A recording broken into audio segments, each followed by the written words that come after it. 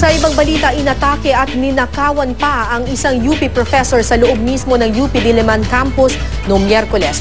Perang nagkakahalaga ng 29,000 pesos, isang iPhone at mga alahas ang natangay sa biktima. Narito ang report.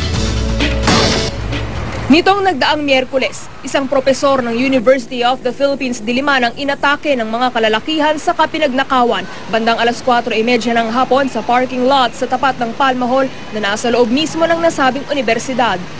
Ang biktima, si Perlita Frago na political science professor sa College of Social Sciences and Philosophy.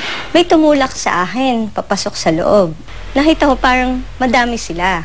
Pero hindi ko nabilang exactly. Pero ang estimate ko mamaya na parang mga 3. May nagtaklob na sa ulo ko, meron din nagtatali sa bibig ko. Nilagyan na ako ng posas sa kamay, tsaka doon sa paa. Sa likod raw ng passenger seat, inihiga ang biktima sa kapinaandar ng mga suspect ang kanyang sasakyan para maghanap ng ATM. Anong pin mo? Anong laman? Ganyan, di sinabi ko. Kasi ang naisip ko naman nun, kung magsisinungaling ako sa pin, kasama ako, nakatali ako.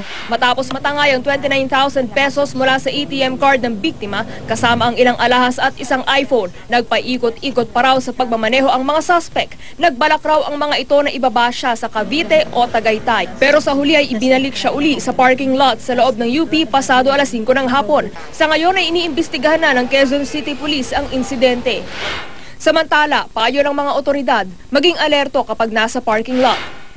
Maging mapagmatsyag upang malaman kung may kahina-hinalang elemento sa paligid. Hanggat maaari ay iparada ang sasakyan sa matataong lugar. Agad ring ilock ang sasakyan kapag nakapasok na sa loob para hindi masalisihan. Sakali namang makaranas ng pang-aatake ng masasamang loob, iwasan na ang makipagtalo.